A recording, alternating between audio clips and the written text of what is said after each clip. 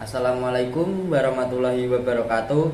Hai para orang tua siswa, perkenalkan nama saya Rafizdan Habibi dengan NPM 235400004 dari Prodi Pendidikan Guru Sekolah Dasar semester 2 Universitas Slamet Riyadi Surakarta. Di sini saya akan menjelaskan tentang tips memotivasi agar anak rajin belajar. Nah, untuk yang pertama, apa sih pengertian belajar itu? Pengertian belajar adalah perubahan yang relatif permanen dalam potensi perilaku sebagai hasil dari pengalaman atau latihan yang diperkuat. Belajar merupakan akibat adanya interaksi antara stimulus dan respon. Seseorang dianggap telah belajar sesuatu jika dia dapat menunjukkan perubahan perilakunya. Perubahan tingkah laku seorang yang telah belajar mulai dari pengetahuan tidak tahu menjadi tahu, keterampilan tidak bisa menjadi bisa, dan sikap tidak peduli menjadi peduli. Nah, selanjutnya apa sih penyebab terjadinya anak menjadi malas belajar? Kita bahas sekarang. Banyak orang tua siswa yang tidak sadar jika mereka kerap memberikan label malas kepada anaknya, padahal anak mereka hanya ada dalam masa kurang termotivasi untuk belajar atau perilaku yang mereka lakukan tidak sesuai dengan rata-rata anak sekolah pada umumnya. Seseorang anak yang bersikap malas bisa disebabkan oleh beberapa hal seperti timbulnya rasa bosan dalam diri anak, menemui kesulitan di sekolah saat belajar, pengetahuan dan pengalaman yang kurang, hingga faktor fisik. Berikut ini adalah beberapa penyebab anak menjadi malas dalam belajar. Yang pertama, pelajaran yang kurang relevan. Pelajaran yang kurang relevan dengan kehidupan anak-anak menjadi sebab pertama mereka kurang memiliki motivasi untuk belajar. Oleh karena itu, anak merasa tidak menemukan kegunaan dari proses belajar yang ia lakukan. Yang kedua, tidak menemukan kesenangan dalam belajar. Proses belajar kerap dipandang sebagai hal yang tidak menyenangkan bagi sebagian anak yang memiliki pengalaman buruk selama belajar. Misalnya, mereka pernah dimarahi atau dikomentari setiap mengerjakan tugas. Yang ketiga, sikap orang tua atau guru yang kurang baik. Sikap orang tua atau guru pun dapat berpengaruh pada motivasi belajar anak. Mereka dapat merasa kecewa terhadap dirinya jika orang tua atau guru pernah mematahkan semangatnya. Yang keempat, jarang mendapatkan apresiasi. Anak yang jarang mendapat apresiasi atau umpan balik yang membangun dari orang tua atau guru bisa membuat mereka jadi malas belajar. Dengan begitu, orang tua dan guru harus berhati-hati dalam memberikan umpan balik. Jangan sampai terlihat negatif. Yang kelima, rendahnya rasa belajar percaya diri. Rendahnya rasa percaya diri dari sang anak dapat menimbulkan malas dalam belajar juga. Jika rasa percaya diri anak rendah, maka kemungkinan mereka tidak maksimal dalam mengerjakan tugas atau berusaha dalam belajar. Yang keenam, banyak batasan.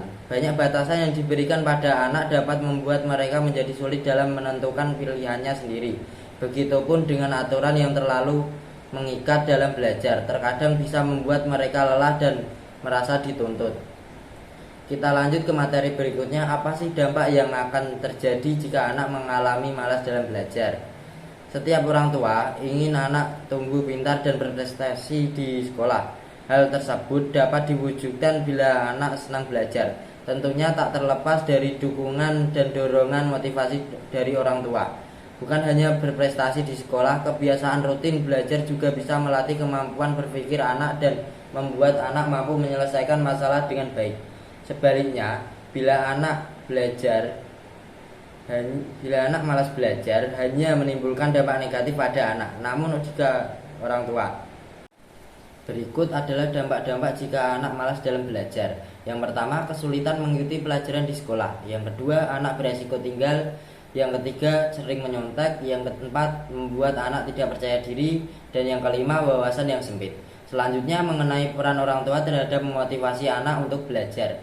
Keberhasilan siswa dalam proses belajarnya tidak terlepas dari adanya motivasi yang menjadi penggerak dan pendorong siswa agar dapat menjalankan kegiatan dan proses belajarnya.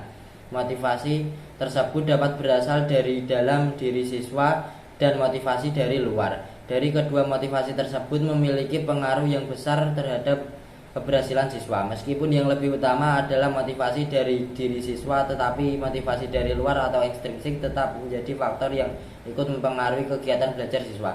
Di antara peran orang tua dalam memotivasi belajar siswa adalah sebagai berikut. Yang pertama, dengan mengontrol waktu belajar dan cara belajar anak. Yang kedua, memantau perkembangan kemampuan akademik anak. Yang ketiga, memantau perkembangan kepribadian yang mencakup sikap. Yang keempat, memantau efektivitas dan belajar di sekolah. Kita lanjut lagi ke materi yang terakhir, yaitu strategi meningkatkan motivasi belajar pada anak. Di sini terdapat 5 strategi untuk meningkatkan belajar, antara lain sebagai berikut. Yang pertama yaitu kebermaknaan siswa. Termotivasi belajar apabila hal-hal yang dipelajari mengandung makna tertentu baginya. Yang kedua, modeling. Siswa akan suka memperoleh tingkah laku baru bila disaksikan dan ditirunya. Yang ketiga, komunikasi terbuka. Siswa lebih suka belajar bila penyajian terstruktur supaya pesan-pesan guru terbuka terhadap pengawasan siswa. Dan yang keempat, prasyarat. Apa yang telah dipelajari oleh siswa sebelumnya merupakan faktor penting yang menentukan hasil atau gagalnya siswa dalam belajar. Yang kelima, latihan yang bermanfaat. Siswa lebih senang belajar jika mengambil bagian yang aktif dari latihan atau praktek untuk mencapai tujuan pengajaran. Itulah sedikit pembahasan dan penjelasan tentang tips untuk memotivasi agar anak rajin dalam belajar. Mungkin cukup sekian dari saya. Jika ada salah dalam berkata atau kurang lebihnya saya mohon maaf. Terima kasih atas perhatiannya. Wassalamualaikum warahmatullahi wabarakatuh.